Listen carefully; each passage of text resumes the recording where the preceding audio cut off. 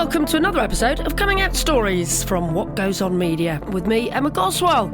Time now to meet David, who's the writer behind a new book called How to Tell Your LGBTQ plus Story. He waited till he was 55 to come out as gay. Before that, he was busy being a husband and a stay-at-home dad to 2 children. This is his story.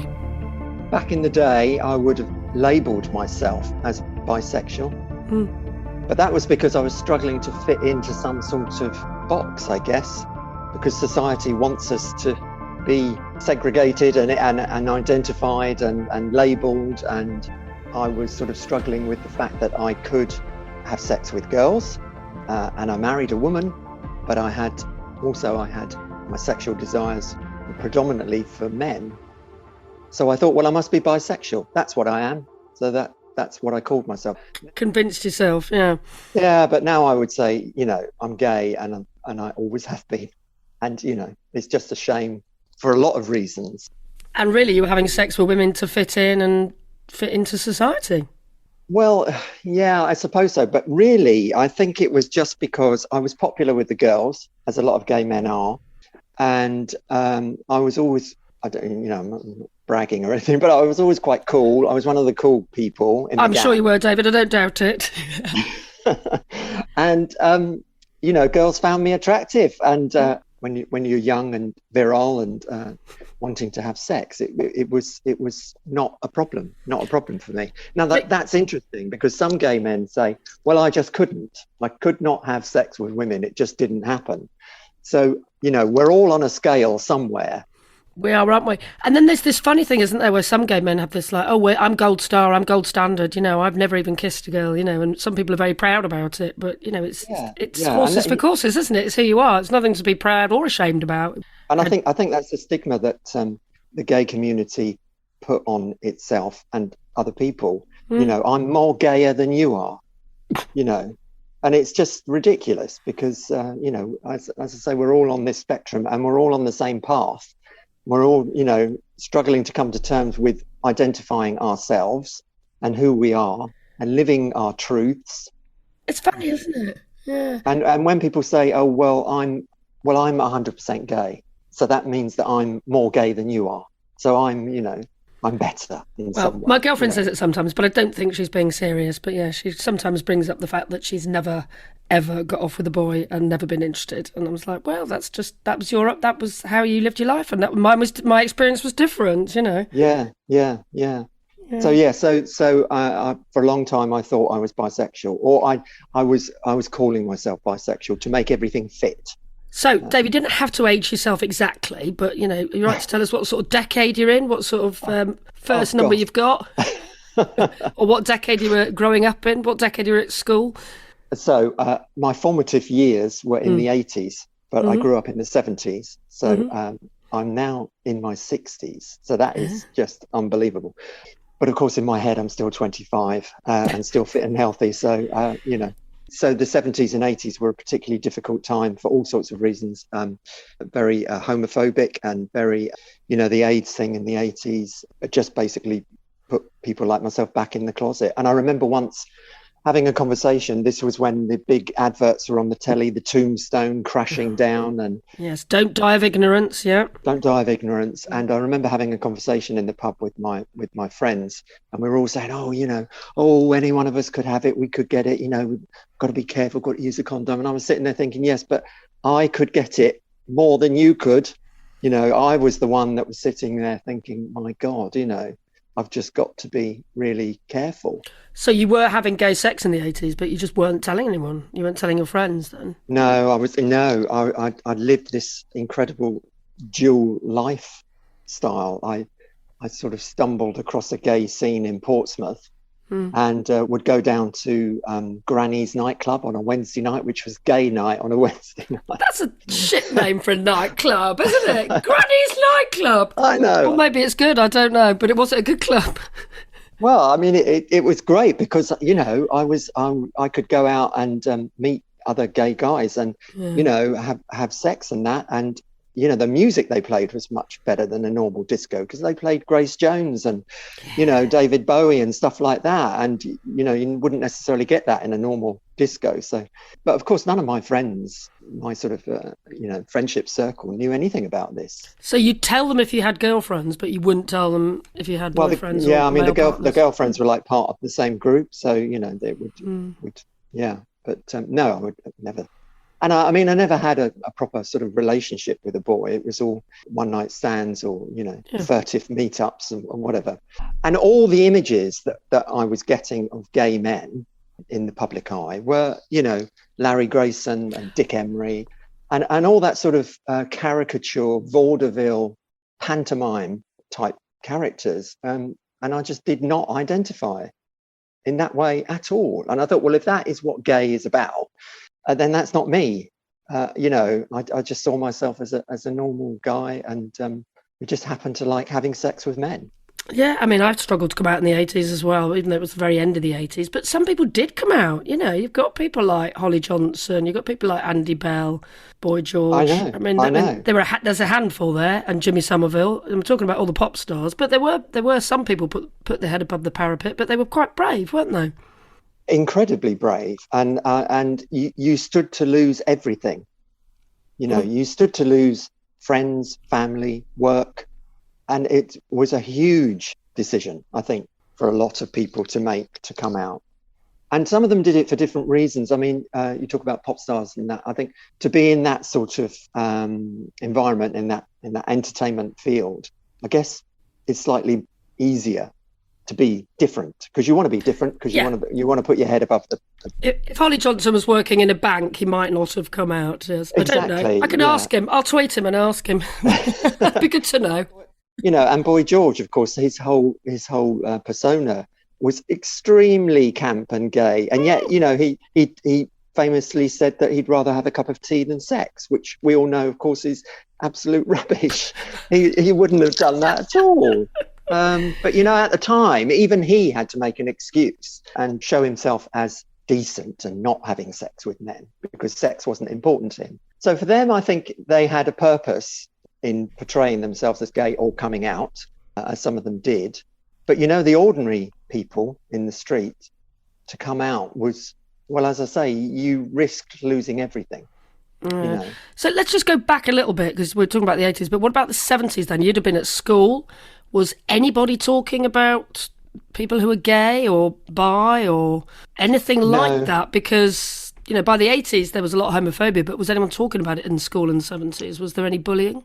I didn't suffer any bullying. Again, I was part of the cool gang, and so no, I never had any sort of bullying. But then I didn't portray being gay, although in my head, of course, it was all going on. But I was a huge David Bowie fan. I didn't see him as Ziggy Stardust. Just missed out on that. But when he came on the telly and sang Starman and pointed down the camera, I don't recall actually seeing him on Top of the Pops at the time, but obviously I've seen it since. And he just spoke to me, and he was saying, it is okay to be different. But I still didn't have the courage to say, I'm a follower of David Bowie, therefore I can be gay. And, I didn't have that courage. But at least he gave me the courage to dress differently and listen to different music and look at art and theatre and stuff like that, which I wouldn't have had before. Well, I was working on Gadio when he passed away, and the outpouring of grief from all of our listeners, he's just such an LGBT icon, he really was. Well, absolutely. And he's been, the playlist of my life, really. Yeah, hugely important for me, but also for the whole gay community, at the time, because there was nobody else saying, it's okay to be different. He came out as bisexual, but and didn't say that he was homosexual. And of course, there was all this, there still is, isn't there, this thing about, if you're bisexual, have you just made that up? Are you really gay? Is that what you're trying to say? And of course, that was the narrative then, that bisexuality didn't really exist. You were just saying that to make homosexuality sound a bit better. And I'm sure some people did, but there's unfortunately there's still such lack of knowledge and biphobia about even today, isn't there? Yeah, exactly. So David Bowie was hugely important. But yeah, so the 70s were really difficult, to come out and be yourself. So you made a conscious decision to stay in the closet and to just pretend that you Well, were, to all intents and purposes, straight to your friends and family. yeah, I mean, this sort of language about a conscious effort and pretend, it wasn't conscious. Right. It was subconscious because the whole of society was telling me I couldn't be any other way than society wanted me to be, which was a guy who would have a girlfriend and get married and have children.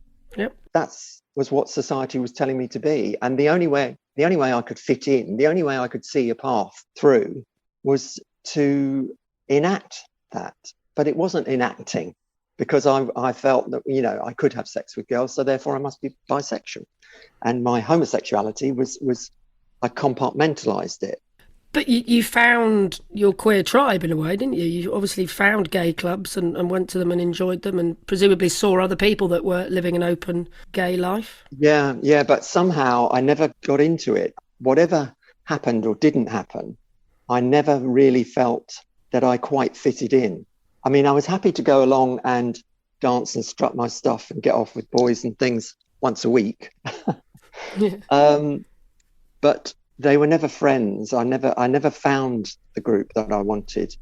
And it's only, really the gay dads and the rainbow dads, when I found them, they were my tribe, because I suddenly realized, well, here are guys that have gone through the same experience. They fell in love with a woman, they got married, they had kids, and finally, came out and are living their true lives. They are my tribe. We'll find out about them in a little bit, but so Yeah. What happened then? So you left school, you never mentioned to anybody, even anyone in Never your family, mentioned. that you even No. had feelings for men or attractions to men. So No, you went no. and you did end up marrying a girl then. Yeah, and I think the 80s were particularly, it was so difficult because there was not only the pressure from society, but the fact that you could die. And AIDS was a death sentence. If you got it, that was it. And my brother actually died from AIDS in 2008. Gosh, And that, of course, and I had no idea that he was gay or bisexual or whatever he was. And when he was ill, we were just all in denial about what was going on. And it was clearly he had HIV and was dying slowly and appallingly and alone. God. And you think he had got it from gay sex, you think? Yeah. Yeah. And when he finally told the story, he said the reason he hadn't said anything was the shame, the utter shame of it. And this was in 2000 and, that would have been 2005, and he died in 2008. So still so much stigma through HIV. Still, yeah. But, back in the 80s, it literally was a death sentence, as the, the TV drama clearly showed. Yeah. So in 2005, then, when he was going through that, did you guys ever have a discussion about the fact that you were both gay or bisexual? No, I know, it's just utterly bizarre, because I just couldn't get my head around the fact that my brother was also gay. Because it was like, how can he be? This is my thing.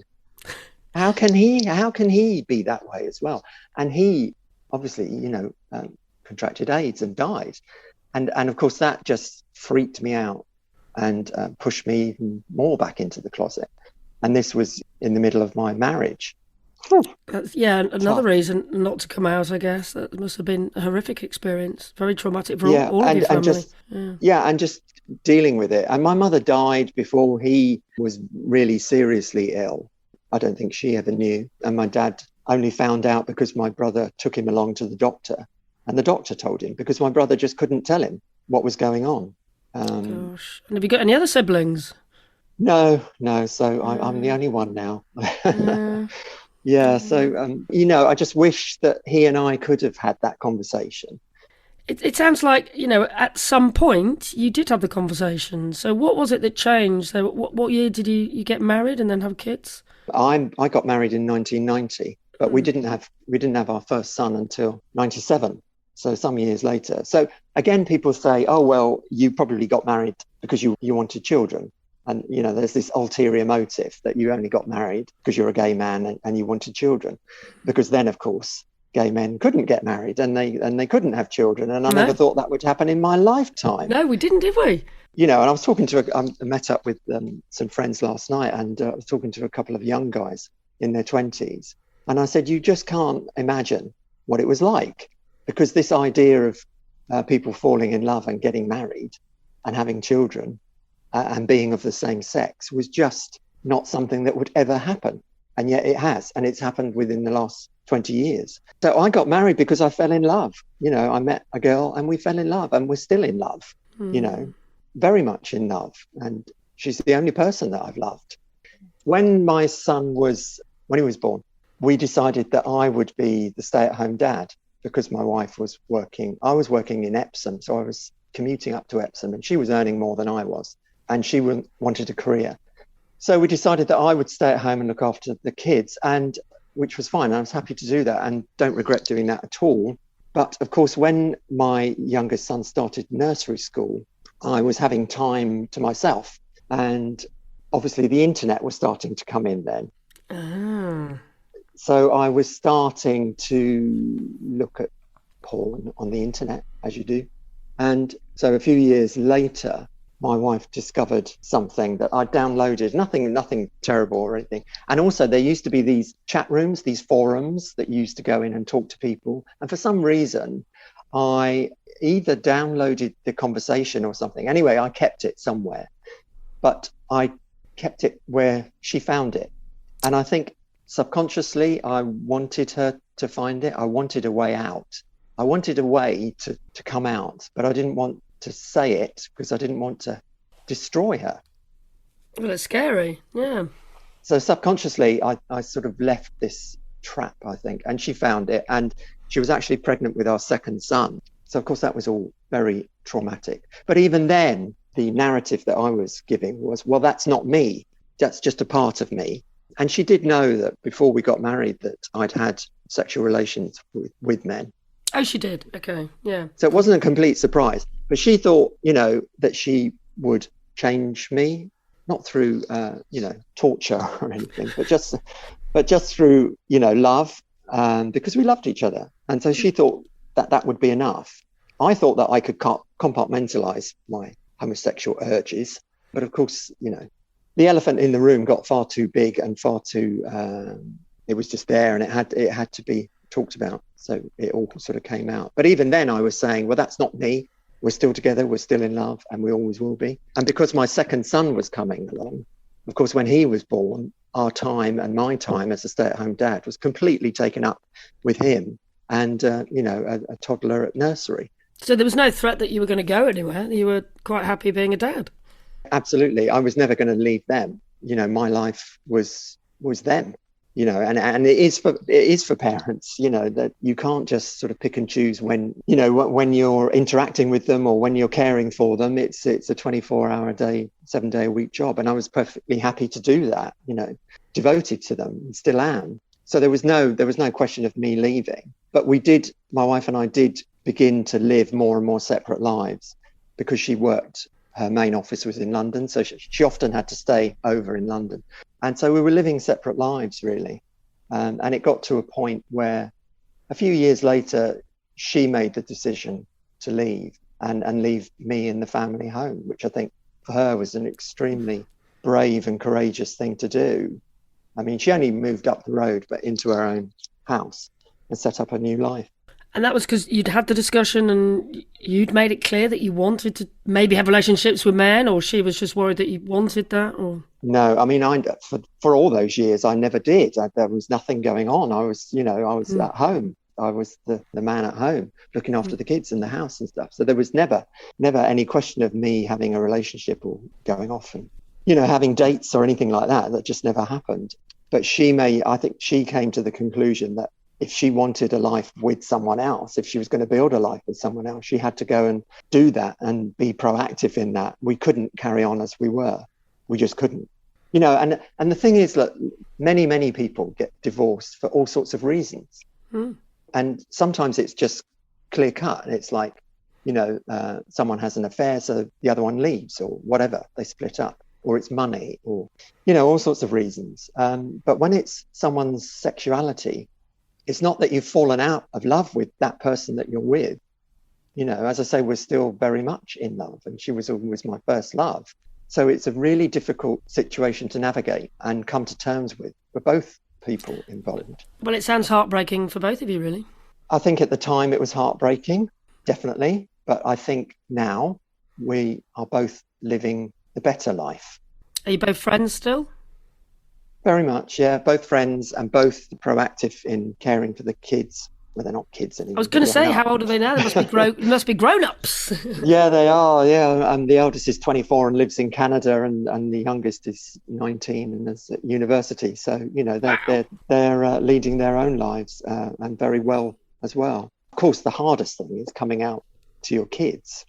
Oh my word, yes. Because most people I talk to come out to their parents, but I guess you didn't do that, did you? Or...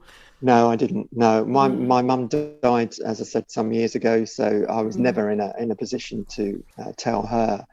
And my dad, I mean, he died a couple of years ago, but I never told him because I just thought, what's the point? Because it's not going to make our relationship any better or different than it was, and it could have just made things worse. But I guess for the kids, they had to understand why their parents were separating. Well, this is the funny thing, because I always thought that my wife must have had that conversation with them, or they must have asked, but they never did, apparently, which is really strange. And I just think because they naturally fell into, well, mum has a house and dad has a house, and we moved between the two quite freely, and there was never any issue with custody or one of us seeing the kids on one weekend or another. So they just had two parents in two separate homes, and I think they knew lots of kids at school in the same situation. Yeah. Whereas when I was their age and my parents divorced, I was like the only one in the school, and it was a real big thing, a really big event. Yeah, so they never were told. And I wrote a book called Gay Dad because I I couldn't find any books that spoke to me that talked about my situation of, other gay men who married and had kids. And I found this support group online called Gay Dads and got involved with them. And I just asked a few of those guys whether they would be prepared to tell their stories. And they were. So I thought, well, I'll put the book together and did so. But when I wrote that book, I thought, I can't let this go public and not tell my kids. Yeah. Because, if they found out any other way, it would be devastating. And also I was due to do an interview on Radio 4 Woman's Hour. Brilliant.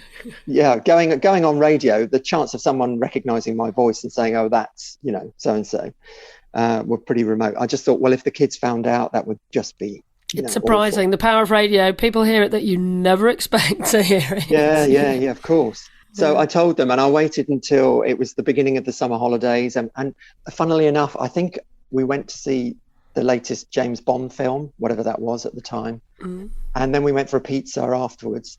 And I thought, well, I'm going to tell. And how old were they then, David, at this point? So my eldest had left school by then. My youngest, it was the summer holidays before his last school year, his sixth form year. So they weren't young. No. And so I thought, well, I'm going to tell them. But anyway, the pizza restaurant was too busy and too noisy, so I couldn't tell them then. And I was driving back to their mum's to drop them off. I thought, I'm going to tell them. What am I going to say? What am I going to say? And you can't rehearse this. You can't prepare yourself for this. So when I finally got to the drive, I just said, oh, before you go, there's something I've got to tell you. And of course, once you say that, you have to tell the story. And they were, they're modern kids. They were fabulous. The eldest one said, well, he thought he might have had some inkling and he did wonder whether, the youngest one had no idea at all. But, they've both been really supportive since. They've been along to events at Queer Britain and, the Rainbow Dads and stuff. It was easy for me. And they just love their dad. Their dad is their dad. And I guess you brought them up well, you and your wife. Well, yeah, hopefully. Yeah, I think so. Yeah. God, but that must have been a real sort of stomach in mouth moment, though, having to tell your children. It is. It is, because you're shattering an illusion. You're telling them that the person that they love and respect and look up to is not exactly the person they think they are. Yeah. And there's that, oh God, what is this going to do to them? It's all very well them saying, oh, it doesn't matter, Dad. But actually, when they have quiet moments on their own, what are they thinking? What's going through their head?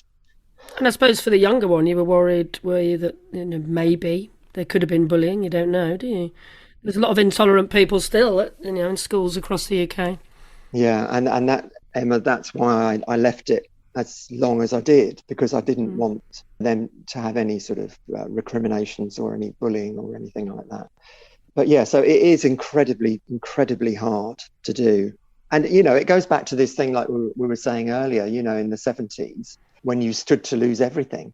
So I stood at that moment, I stood to lose everything, because they could have been really, but, I knew they wouldn't be, because I know my kids. But of course, it's in the back of your head. The situation might not go as you think it will. And then you think of the future, you think, well, as I say, they might go home and not want to see me anymore. So it's really, really hard. But they live in different times, and they're used to same-sex parents and people being gay, and sports people being gay, and television presenters being gay, and, people like yourself. When you were talking about that, I was just thinking of Philip Schofield, actually, because I saw him on the telly this morning. I was thinking that's a similar conversation he'd have had to have with his family, Well, yeah. And again, people were so worried about, oh dear, what's he done to his poor wife? And, how could he? But actually, from what he says, she's been very supportive. And why should we be interested in what's going on behind closed doors? He felt that he had to come out, and they'd obviously had this conversation. So that, for us, the public, should be the end of it. We shouldn't be, sitting in judge and jury and saying they should have done this and he should have done that and she should be doing this. They should just be getting on with it. That was tabloid journalists sticking their oar in, wasn't it? And someone threatening that they were going to expose him. So a whole other game, really. Awful. So how old were you then, David, when you finally, went on Women's Hour and wrote a book and admitted to the world that you were a gay man? 55. Wow. So not that long ago.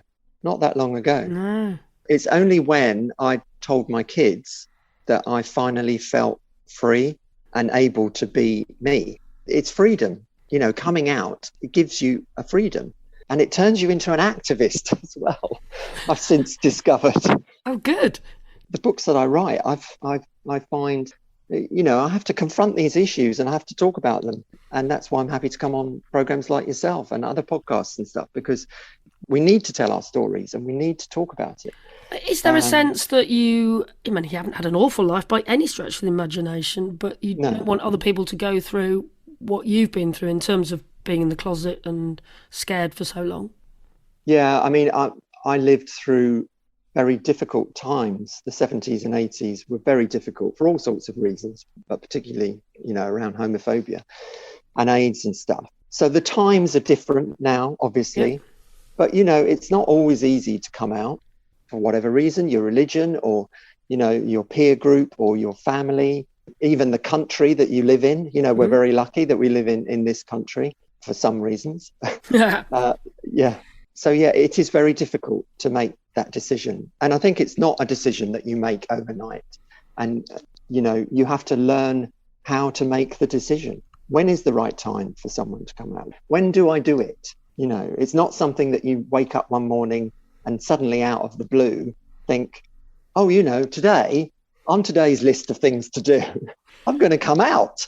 Well, no, that doesn't happen, and it doesn't happen for anybody. No, there's usually a catalyst, isn't there? Like someone finding a file on a computer that they shouldn't do. Yeah. And that's really interesting, isn't it, really? Because I suspect a lot of people do things like that. They want to come out, and they just cannot find the way to do it. And they leave all these hints and clues, but people just don't pick them up. People are very much, whatever you present them, is what they accept. Because it's really hard to come out with those words, isn't it? And just to say, I'm gay. It's still difficult, I think. It is. And, even as a middle-aged man, to suddenly start saying, do you know what? I am gay. So what, And most people don't really care. The people who I care about, the people who I love me, and that's it. And anybody else, if they've got an issue with it, then that's their issue. It's not mine. If someone asks, then I tell them, but I don't go around, I don't walk into a room and say, hello, everyone. By the way, I'm the gay man in the room. I don't do that. I don't do that. But how have the last 5 years been then? Well, amazing. Just writing the books and meeting people and getting involved with things, Queer Britain and the Rainbow Dads, all these things, and talking to you would never have happened otherwise. And I just feel that now it's the right time for me. Maybe back in the 80s, it wouldn't have been the right time. And I'm sure there were opportunities that I could have, taken a different choice and ended up in a gay life, living in London or whatever. But maybe that wasn't meant to be for me. No, it sounds like life begins at 60 for you, David. Yeah. 55. Why not? Why not? Bring it on. But none of us know, do we, what's in store and how it's going to be, this coming out thing that we do. But I think, I've not heard a story of anyone coming out and then regretting it. I think most people, it is the best thing for them. Absolutely. I feel like you're from a very unique generation in a way. The generation before may have actually just gone through the motions and been married and had kids and never ever come out. Yeah. Generations now probably are coming out and not staying in the closet. I'm talking about people in the UK or in Western civilization. I'm not talking about people that might live in Iran or Nigeria or somewhere where it's really hard to come out. But I think most people will come out. So you're a very unique generation, I think, where you've had that life in the closet and then you've come out very much later in life, because times have changed so much societally, haven't they, in the last 30 years, like you say. So it's a unique position you're in a way. You and the Rainbow Dads, your crew. My crew, yeah. Yeah, no, I agree. And we do say this. Often we say, we're just so lucky to have experienced, in a way, what went on in the 70s and 80s, and to have come through that and to have seen all the changes that have happened. It makes you stronger, doesn't it? And it makes you a better person, I guess. And I think the younger generations, who are in their 20s now and younger, who just can't believe how it was. I mean, I guess for me, it's almost like looking back to pre-war or the war days, when how things were then. And I think, well, that's just madness. That's extraordinary, how people managed and coped with adversities. But you work through it. And once you come out, you just sort of become this activist and person who has to talk about it. Yeah. And it's really important that we tell our stories, because before now, every generation, every LGBTQ plus generation that passed took all their stories with them. So, you talk about the generation before mine. Well, they had plenty of stories to tell, but of course they've all disappeared. Yeah, they took them to the grave, literally. Well, let's just end then by talking about your latest book then, because you want to encourage other people to tell their LGBTQ plus stories, don't you? Yeah, so the book, How to Tell Your LGBTQ plus Story, it basically came about through my other books, Gay Dad, This Forbidden Fruit, and Having Gay Sex, where I always talk to other people who have lived the experience that I'm talking about. So there's always interviews and stories throughout the books with real people, because I think that's important to get the real message. And when you ask people to tell their stories, they're more than willing to tell you. They'll come forward and tell you their stories. And because I've been self-publishing, people say to me, oh, how do you do that? And how do you get into self-publishing? How do you get online and blah, blah, blah. And I just thought, well, I need to combine the two. I need to encourage LGBTQ plus people to tell their stories, to write their stories, to pass their stories on, as we were just saying. And also the sort of nitty-gritty about how to go about it. Navigate the murky waters of publishing, yes. Yeah. But of course, it does include stories of people who've written their own books and published their stories throughout the world. Actually, there's a guy from India and a guy from LA and someone from Canada. So it's a worldwide story. And that is a really interesting point. That our trauma that we go through about coming out is replicated throughout the world. People, doesn't matter what society they're in, the society might be very vindictive and very hostile, But the trauma that you feel about coming out, obviously some societies you just can't, but that inner turmoil and trauma that we all feel is replicated throughout the world. We all feel the same. We all feel shame, and that we should be fitting in with society and struggling to do that. And, it's a struggle for everyone, and it's the same struggle. It is, and it's mad, isn't it? And, my hope for the future is that actually we both make ourselves redundant and we don't need to save these stories anymore, because it's just boring when you come out and no one's really interested, and wouldn't it be nice? And there's no trauma, there's no dramas. Yeah. And that would be great, wouldn't it, really? That would be ideal. We're a long way. I think we're a bit away from that. But, when you consider how far we've come in 20 years, why not in another 20 years that will be the case? That, people just won't even be bothered to ask or care, and that would be fabulous. A big thank you to David Ledane for chatting to me. His new book, How to Tell Your LGBTQ+ Story, is out now. You can get it online, or it's available from all good bookshops. As is our book, of course, Coming Out Stories, but you knew that. Now, you can follow David at David Ledane, that's Ledain, on Twitter and on Facebook, and on Instagram, he's david.ledane. Oh, and on that question as to whether Holly Johnson would have come out had he been a banker and not in the entertainment industry, well, I've only gone and found out, sort of. I did tweet him anyway, and he essentially said that it wasn't easy coming out in any industry in the 1980s. This is what he said. Tradesmen and tradeswomen in the 80s were often out to friends but still in the closet at work, some working in jobs where it's difficult for them to come out without discrimination, teachers, etc. So no definite yes, I would have come out if I'd been a banker, or not really, but just acknowledging how difficult it was to come out in the 1980s. Maybe we should get him on the podcast. Holly, are you listening? Oh, and anyone not lucky enough to have been around in the 1980s, Holly Johnson is the lead singer of Frankie Goes to Hollywood. Go and check him out. Next time up, Alex will be joining me to tell her story. She's an out and proud trans woman who always knew she wanted to grow up to be a woman. But she told me that actually transitioning wasn't something that became vital to her until she graduated from university and was about to start work as a solicitor. I had gone from being in these environments where I could just be Alex and I could just be this very feminine version of myself, and that was fine. But I had it in my head that when I went to become a lawyer and I went to start working in an office in that sort of really classic male environment and having to wear a suit and having to be Mr. Woolhouse, that was something that I just couldn't do and that I was really stressed about.